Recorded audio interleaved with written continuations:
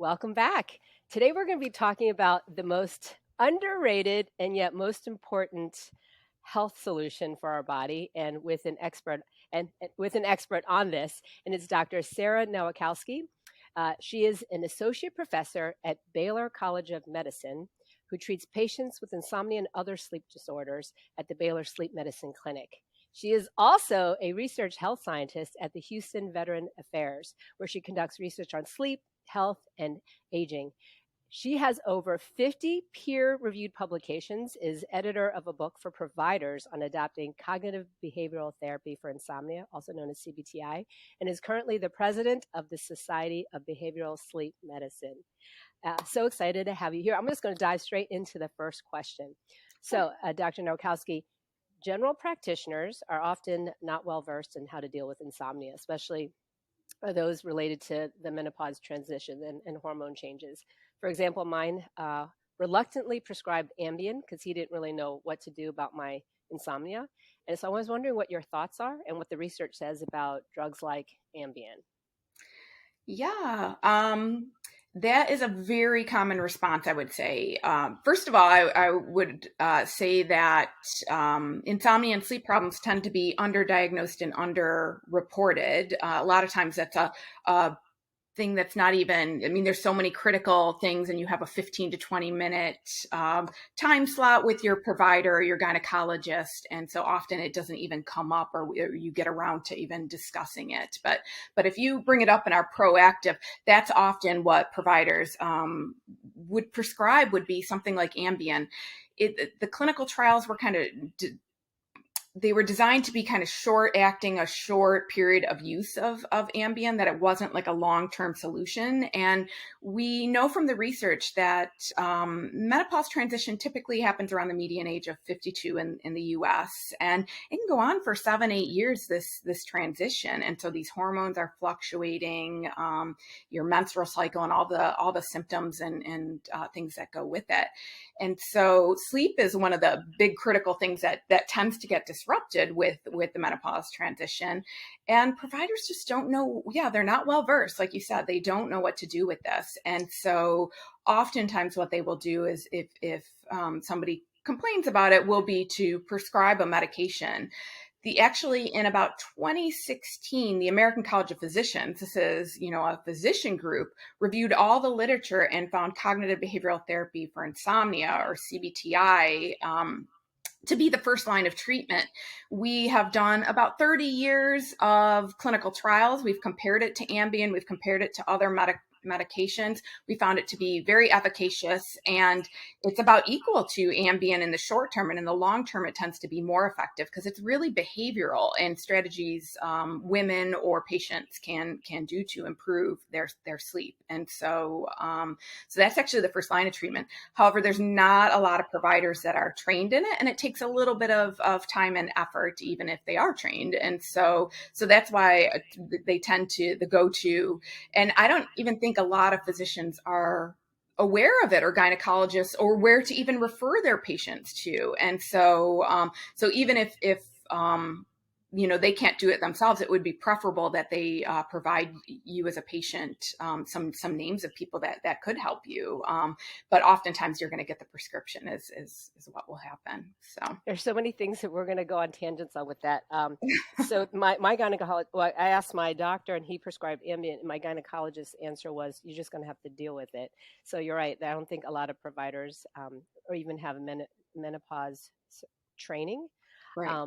So I remember reading in Dr. Matthew Walker's book, he said they had a chapter about, I know they can't test to see if Ambien or drugs like that cause cancer, but I think that there was a relationship for those who can you talk a little bit about that? Because that actually scared me because I was on Ambien, and then I had to, with the pulmonologist, wean myself Okay. off. Yeah, I want to qualify that book because it's become a very popular sleep book, but Mm-hmm. it did have a lot of scary messages in it. I mean, it Mm-hmm. was kind of reiterating kind of some science, but it tended to scare a lot of patients that see me. So yes, it's important to know that they most of the literature he's citing are epidemiology studies that have very little on sleep. So they might analyze like one question about like how's your sleep or the sleep duration, and they're looking at correlation. So that's just the association. That's not causal. So I don't want people to and actually, I mean, really stress and worry tend to be not compatible with sleep, right? And so the more Mm-hmm. that people worry and work to control their sleep, ironically, the worse it becomes.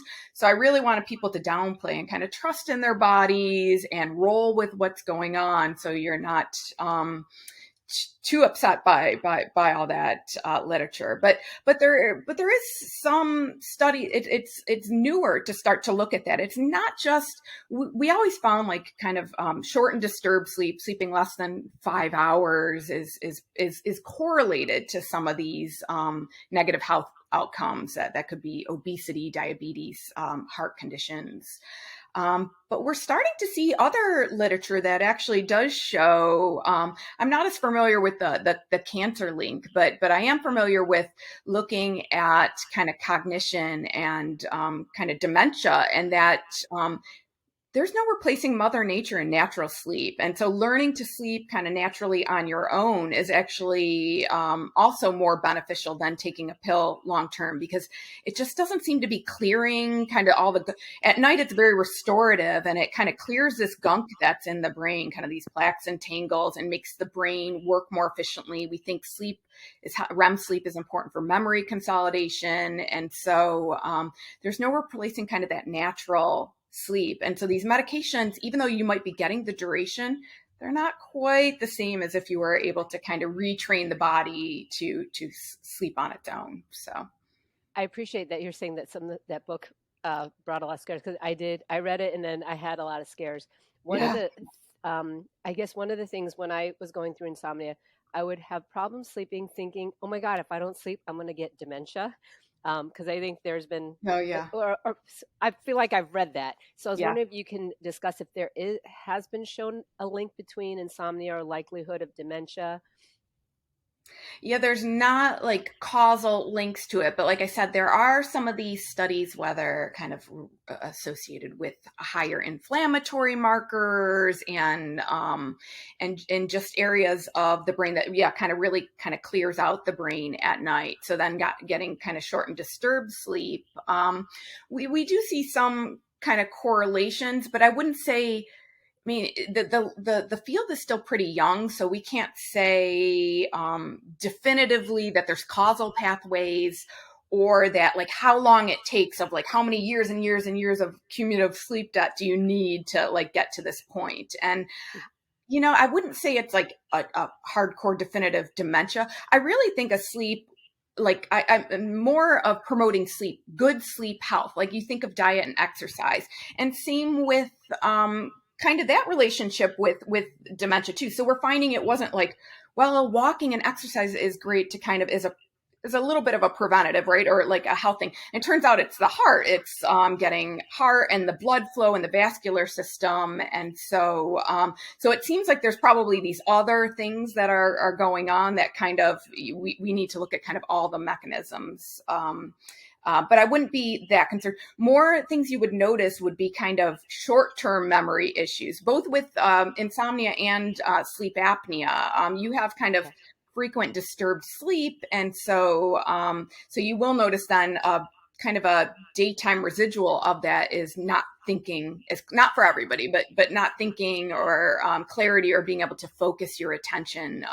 Those things tend to be. So you might notice those and be like, like what is this? But that's kind of just short term, and it's nothing to be too concerned about. It's just a symptom of this kind of constellation of symptoms going on. So.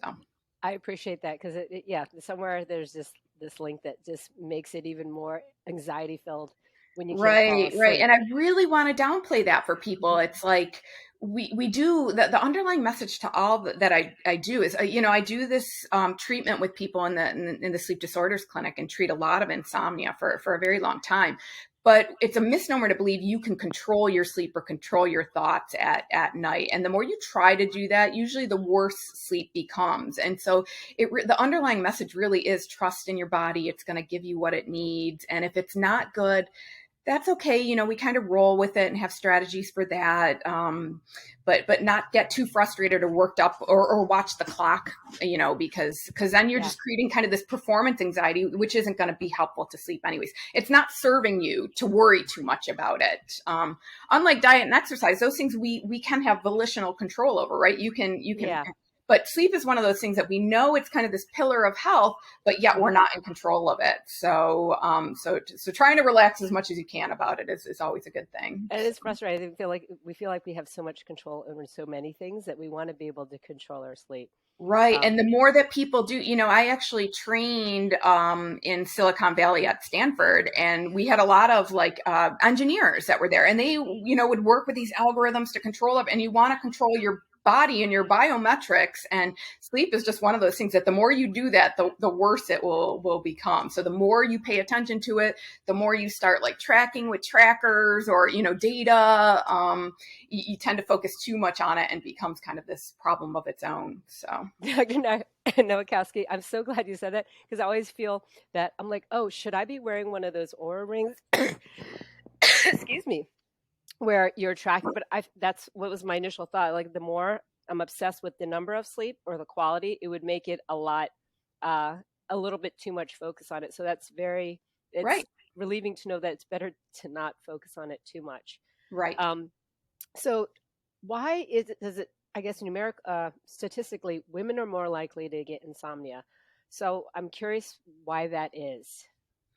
Yeah, so there's a lot of things. I mean, women are so complex. And for the long, historically, we do these NIH and this biomedical research, and the longest time, women were like excluded from research just because it's so complex, right? And to this day, so now I'm happy to say NIH, who funds a lot of the research, actually has sex as a biological variable, that it has to be addressed in all grants and all study proposals because it's an important factor, but we're still learning things all the time from it. So women are complex. I mean, we have up until menopause, we have menstrual cycle that you change every month, right? Like you have higher progesterone, estrogen, then that drops, and luteinizing hormone. There's a lot of hormones in us that are just fluctuating monthly in different cycles of our menstrual phase.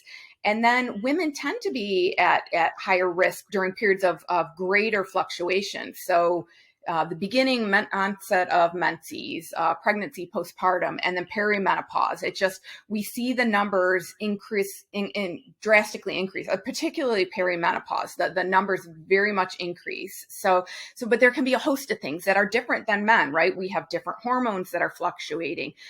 Aging occurs for everybody, but how women's bodies age versus men is different. Some of our social things, kind of lifestyle factors of what you have going on in your life. And if you're balancing being a caretaker for husband, for parents, for children that might be leaving the home, balancing work, all these are stressors and also contribute to kind of poor sleep. And so it's this constellation of a lot of things that makes it pretty complex and hard for us to, and the menopause itself, other symptoms, hot flashes, things like that tend to disturb sleep. Not for everybody, each person is different too, but there's a lot of things going on with women. It is true that women report more disturbed sleep than men do. So there is, we see in the research that we can see sex differences between the two sexes. So. Based on what you said about the American College of Physicians, how CBTI Mm-hmm, is the most effective. And I remember when I was seeing a pulmonologist also for sleep, mm-hmm. he was recommending that, but he also pointed out that when he offered that through his practice, people would start it and then they would be like, "Never mind, just give me the Ambien." Oh, Um, I know. Yeah. um, maybe talk about uh, the what maybe the what it is, like, Okay. because it's not like an overnight kind of thing, No, and it's not. how it changes your mindset about sleep. Okay. So, what cognitive behavioral therapy for insomnia is, people may or may not have heard of CBT before. And so CBT can be for many things, but that's really, we kind of think of this triad of your cognition, which is thoughts, your behaviors, and then your feelings or your emotions, and all those, how they can either support poor or good sleep, how we can kind of change things. A lot of where I start with patients is the behavioral, because you think about your sleep habits, your schedule, when you're sleeping, what you're doing if you can't sleep, and then thoughts come into play for that too. But really focusing on those behaviors is kind of where I like to start with a lot of people. So they come in to see me.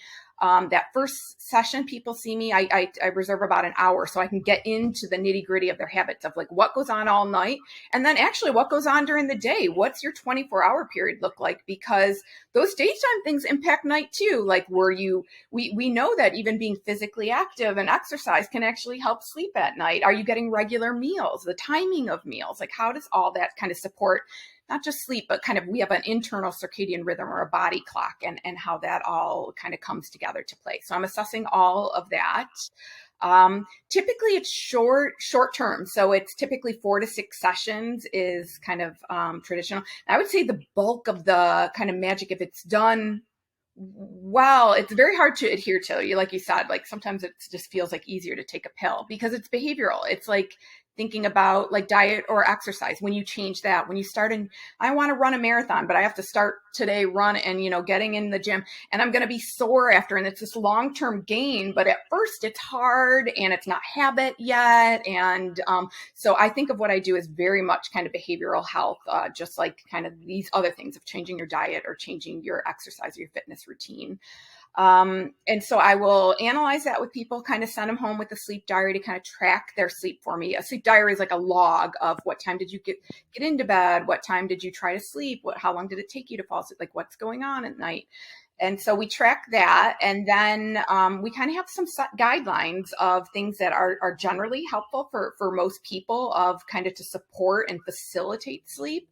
But it's usually tailored to the individual, because if you're working shift work or you have to caretake for someone in the middle of the night, we're going to have to adapt it to the individual. And so it's really kind of problem solving with each individual unique woman or patient to what it entails. Yeah, kind of assessing what the sleep schedule is. So some kind of general guidelines and tips that are related to CBTI would be getting not as much bedtime. So people think getting a regular, but bedtime we can't force. So going to bed when sleepy, and if later is actually okay, because what I'm trying to do is build people's sleep, what I call kind of sleep pressure, your sleep appetite, building that need, that biological need for sleep. And so you can't force it, and you can't get into bed earlier because it's a certain time. So really paying attention to your body cues and getting into bed when you feel sleepy. And it's okay if that's later. Within reason. Obviously, I've heard all about like kind of sleep state, like procrastination during COVID and things like that. And so trying to be mindful of the time and read your body cues. Like I said, not trying to kind of force sleep.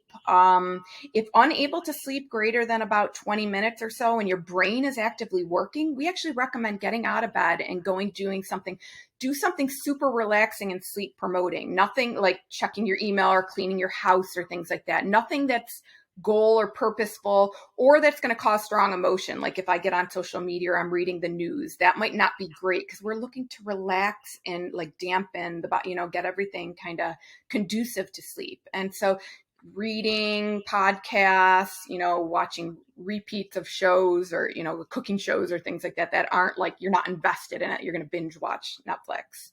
And then when you feel sleepy, pay attention again to the body cues, then you get back into bed. And the trick is consistent wake rise time across all days, whether you slept good or bad. Don't compensate for poor sleep. Don't be chasing sleep. We need to be proactive about it. And so keeping that consistent, whether it's I have to be up at 6-7 a.m. on weekdays. On weekends, I'm trying to keep it fairly close to that as well, and keeping my healthy body clock. And so kind of like those are examples of kind of the behavioral things that people can do to kind of help their sleep along and promote good sleep. So I did all of those when I went through Okay. the whole CBTI process. So it's Yeah. helpful that for you to describe it for anyone who doesn't know what it entails.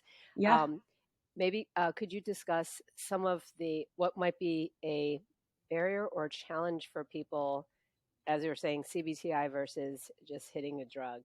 Yeah. So like I said, it's like this 2 week intensive boot camp of actually we usually tend to decrease the amount of time you're in bed. So over time, people, if they have insomnia, first you might not do anything and adjust your time in bed, and then over time you might actually extend it, hoping that you're going to get more sleep if you just spend more time in bed. But we see that doesn't typically happen. That sleep doesn't improve because it's not a timing issue; it's an ability issue. Your body's just not able or capable of it. So what we actually do, which is very counter to what people think, is restrict time in bed to what you're currently capable of sleeping. Now, that said, why I like people to do it with a therapist is because we don't restrict too far. We can't have you like I'm sleeping 2 hours, so I'm only going to be in bed 2 hours. We like to keep it, a healthy plate might be 6 hours to kind of start and figure out the optimal time for you for that period of like, say, 12 to 6. And then devoting that time for a period of 2 weeks. So I think of that as like a sleep boot camp. That's hard because here I am asking somebody to restrict how much time they're allotting to themselves to build the sleepiness, which if I build it and that sleep pressure, if I'm building it, I can't just build it at night. I'm building it across the 24-hour day. So people are going to feel sleepier. It's as great as this all sounds, it's very hard to adhere to. And I consider it like that boot camp. Like it's going to be intense and hard at first, but if you can kind of get over that hump and adhere the best you can, or even whatever you can do to kind of get towards it, that's good.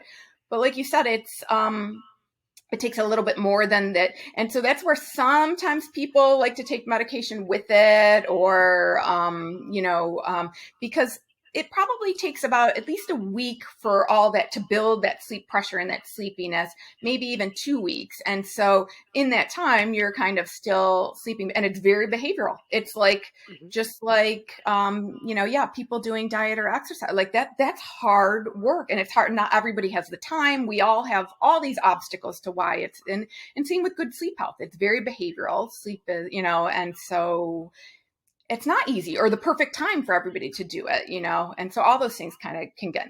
And then there's unique challenges to yourself. Like, are you a morning person? Are you a night owl? So if you're a night owl, it might be easier for me to have you could adhere to staying awake until a later time, but then I'm getting you up at 6 a.m. Oh, that's very hard, so it's working with each individual to see like what your unique challenges are to even kind of adhering to this behavioral stuff. So That's great. So for anyone who is convinced, like, I need to try this as an option, what's a good source? And we'll put it in the show notes where yeah. someone can find a good CBTI practitioner in their state or locally.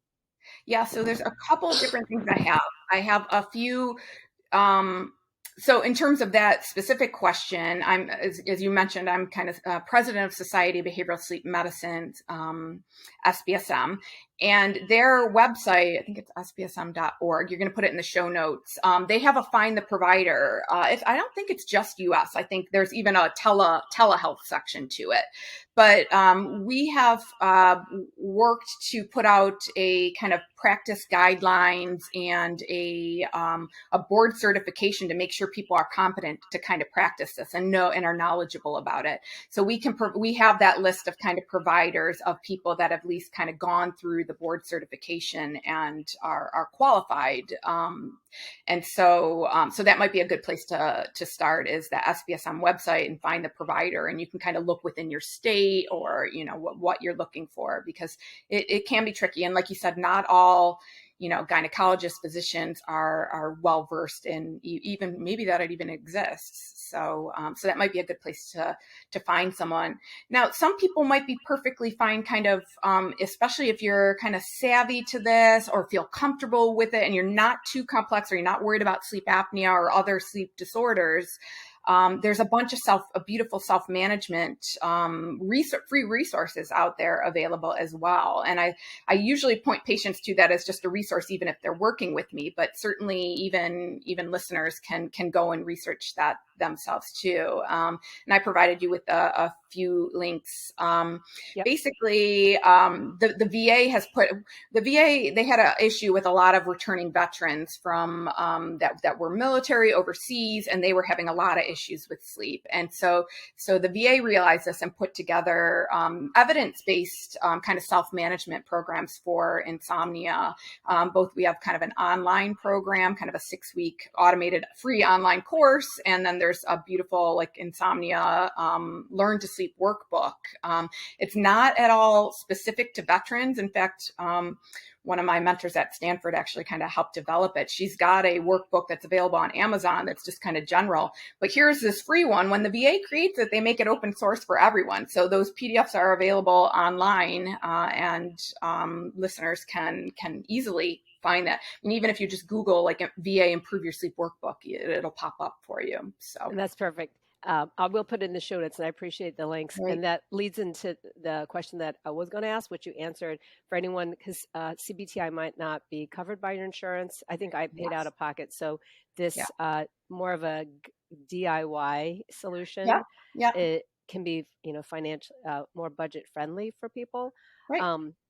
And I was wondering, I'm going to give a couple questions that I had submitted to me on my social media. Okay. So Melissa had asked, what's up with my night sweats? My hormone levels seem fine. My room temperature is, cold at night. And so your thoughts on her question. Yes. So temperature is a big, there's certain things that are kind of priming our body to biological cues for sleep to occur every night. And so we do think of sleep, everything in our body is on this circadian rhythm or an internal kind of 24-hour clock. Well, all of our organs, digestion, blood pressure, and sleep is like that too. And so we can actually put people in lab and kind of measure it and see kind of this curve. What happens is core body temperature starts to drop at night. And then with dark, our body internally, endogenously produces melatonin. And so those are kind of the cues to the body of like, oh, this is the time to sleep. And so that core body temperature drop is a very important biological cue to the body to signal that this is sleep time. And so sleeping on the cooler side is always kind of better, whether it's hot flashes or not. And so hormones could be pretty stable. Maybe that's not involved. Maybe it's not hot flashes per se, but kind of as the night goes on, if you're hot, that tends to wake people up. So I do say err on the side and kind of think through just kind of the typical things of, it might be sweat waking pajamas for people that are having night sweats, sleeping with cooling blankets, a fan on, and keeping that. I always tell people err on the side of keeping the ambient temperature cooler, comfortable but cooler, because you can layer blankets, but trying to change your room temperature, and if that wakes you up, that's going to be a lot harder. So yeah, kind of keeping it cooler is always a better suggestion. So thank you. Yeah. Next question is, why do I wake up at 3 a.m., 4 a.m. full of adrenaline? I'm 45 and still in perimenopause. Yeah. So like I kind of began with it, the 52 is a median, but it can occur anywhere in between, and it could already be going on and you're not aware of it. Hormones could be kind of already shifting, which can cause things like that. This feeling of kind of adrenaline or fight or flight. What I will say about the 3 a.m. is kind of noteworthy because a couple of things. First half of the night, we go through sleep stages. So we start with light, go to kind of deeper, slow wave, this deep sleep, and then go to REM. And then we kind of cycle through. Each cycle is about 90 minutes. And we'll repeat that through the night. The first half has most of our deep sleep that we're going to get. That stage N3 or the slow wave sleep occurs in the first half. Second half is filled with a lot more REM. People might think that REM is like, oh, that's deep sleep. But actually, we call it paradoxical sleep because your brain waves, when we put you in a lab and we hook up EEG, it looks very much very light sleep. And so just that alone, the sleep stages, that the first half is this deep sleep, second half is this, what our brain looks like is lighter. It's going to make it harder to kind of stay asleep based on what kind of brain waves look like. Then the other piece is I've been kind of talking about this sleep pressure, this biological. The hormone is actually called adenosine. And so it's a sleepiness hormone. We can test it in lab animals. We can test it, everybody's got, and it kind of dissipates as the night goes through. So this level of sleepiness.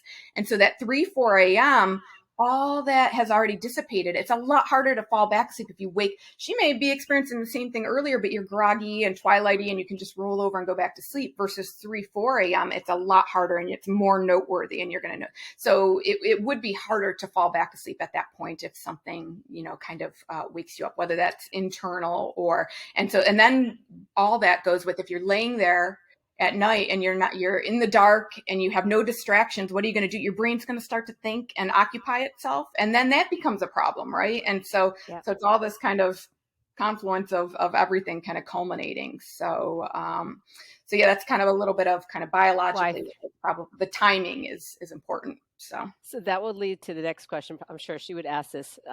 So what are some strategies that can help you stay asleep or fall back asleep? Again, it's hard because you're trying not to control it, but then you're trying not to. Right. So I tell people, you give yourself 15, 20 minutes. And during that time, you may get up, go to the bathroom, come back and give it a try. You might do, I usually teach people some relaxation or mindfulness meditation, and you may even implement some of that deep breathing, or I'll even do like visualization in my head of you're trying to take a kind of a little mental vacation of somewhere that's like relaxing to you and kind of put yourself in that situation. I mean, other things people have tried, people tell me about, even like there's apps like Sleep Stories or things like that are kind of mundane that kind of can kind of help you. You're giving it that 15, 20 minute kind of college try to see if it's going to happen. But if it's not, really the best strategy is get out of bed. We call that stimulus control of we want to. The body is kind of paired bed and bedroom with wakefulness and arousal. And we want to remove that pairing, that association of being awake. And so no time really, not too much time spent awake or frustrated in bed. And so what you do is you get out, you do that frustration somewhere else. You're able to distract yourself. It's actually, people are like, oh, if I just get out of bed, that's going to like wake me up more. But no, surprisingly, if you just lay there and let your brain work, you're going to actually be awake more that way than if you did just get up and go do the relaxing thing. For me, that might be reading. I like interior design, so I look at kind of apartment therapy and like pre-post rooms and things like that, or cooking shows, or watching repeats of Golden Girl, things that are really relaxing. Golden Girls. Oh yeah, it's so relaxing to me. So I'm like, those things are good. They're rewarding enough that I'm willing to do it. I build myself a nook on the couch. You go do that until you feel sleepy again, then get back into bed. It's the biological need has to be there. If it doesn't happen, it's like 4 or 5 a.m. You're getting up at 6. Don't pay attention to the clock, because you're going to do the mental math where you're giving yourself performance anxiety. If I have to be up at 6, I can't see. And so that's not helpful. So we set our alarm, turn around the clock, get up if you can. And then, hopefully you're feeling sleepy. If not, keep the lights dim. Do the relaxing thing, be comfy, cozy on the couch. If the alarm goes out, then you're up. If anything, you're building pressure for the next night. So it's not about tonight, it's always about that next night. A few nights of that, and your body will, give it what it needs. And so just trying not to stress about it, just, relax into it. And if you can't sleep, that's fine. Kind of rethink what you think about like being awake at night. Try not to be so it's easier said than done, like trying not to be that frustrated about it and just like roll with it and let it be what it's going to be. So I love it. Accepting kind of yes, the situation. situation. The acceptance space, big, right? A lot of people turn to melatonin. I was wondering what your advice would be about these supplements, which we all know are not regulated. Right. Actually, I just saw a really nice pharmacist give a talk on this not too long ago, and listeners or people buying it can actually do their research to find which ones are. It actually wasn't melatonin that he was concerned about. It's the other things that kind of can get put into it, like things that might impact serotonin or different things that he was more. I think he said like Nature Made is one that was like really good for in terms of like testing, doing their, and making sure it's kind of quality. But you're right, they're not FDA, they're not regulated the same way pharmaceuticals are. In terms of sleep, we've done a lot of clinical trials on melatonin. It has not borne out that it's very great for insomnia because it's not really, it has a sedating property to it. So people might feel that, or even placebo, and like feeling like it's helpful. And so people might take it, but we haven't found that it's like a very efficacious thing for insomnia. Where we do find it to be, we do use it kind of therapeutically, is more as a chronotherapy. We can pull the rhythm or the clock one way I or the lost you other. for a So, second. oh, Okay. okay. Okay, here we go. Okay. Okay. So melatonin can be used as kind of this chronotherapy if for like jet lag or things like that, or, when you're trying to shift your clock, or if people are kind of, their clock is just misaligned from what time they have to be up and work and societal cues. We can use it that way to kind of help, because it's really, melatonin inside of us is, and I said it happens as a cue for sleep, but it's a dark hormone.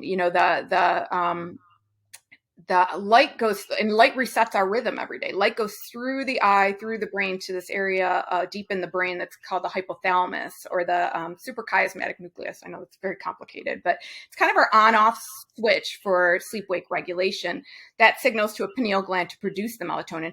It's signaled by dark, and that produces, and so it's really this, we think of like a clock thing, not an insomnia thing, not this is gonna really, and so that's why it just, kind of mechanisms, it hasn't borne out, and even doing the trials, it just doesn't show that it's super effective for insomnia. If people are using it for jet lag or things like that, low microdoses, it can come as much as 10. Research shows from half to about 1.5 milligrams is more than enough. And the timing of it is important, like several hours before bed, actually, and a small dose can kind of pull the rhythm forward. So people usually, A, are taking it for insomnia, and B, take it right at bedtime, which is kind of not exactly the way kind of therapeutically we think about it. So That's helpful. So it's more for timing, it's not going to be helping you break through insomnia. not Um, typically, right? and my last question is for me personally, asking to choose sleep as your area of study. Sometimes I'm assuming, because even sometimes it's because it means something to us. Why sleep for you as your academic study in this specialty? That's funny. And if you talk to a lot of people that are like me, or sleep researchers, I would say most of us kind of actually fell into it. It wasn't necessarily that we had our own thing that we were chasing the solution for. It was more that I started in undergraduate and was a sleep tech at first. So I was actually the person responsible for hooking people up and doing that. And it became fascinating. And I realized how critical sleep is, because not only is it in humans, it's every animal, it's cellular level. Everything needs this for kind of rest, rejuvenation, restorative. And so we talked today a lot about like these kind of associations with negative, with dementia, with cardiovascular, but it's very important for just sleep health and promotion of good sleep. And we all need it. And so it's this critical function that we need to survive, and it spans everything, cross diagnosis, even just in general, in our own health. It can optimize safety and performance at work. It can help your workouts, so it just became like this fascinating interest, that it's like, oh, this is so critical and so important. And like you said in the beginning, so underappreciated by people. And that kind of really got me, kept the sleep bug, and kept it going. And I've done it for about 20 years now. So Ooh, I love it. I love it. yeah. And so where can listeners find you on all of the newest things that you're publishing, or in any interviews? Yep. Interviews, I would say I try to post most on my social media. It's at Sara, Sara, no H, _sleep. So at Sara Sleep is my Twitter handle, and usually posting most relevant information there. If you want to keep up on kind of my research and what I've been doing, there's a great place, part of Google. If you type into Google Scholar, it's one of the features of Google it's called Google Scholar. And you can really, that's a source you can get of any investigator. If you see anybody that's doing an interview, you can type in their name and you can see kind of what they're publishing. It typically shows you kind of their productivity level of publishing and all their papers. So in biomedical research, we used something called PubMed, but most people aren't, going there to do that. But this Google Scholar is very accessible to anyone to kind of keep up on whatever.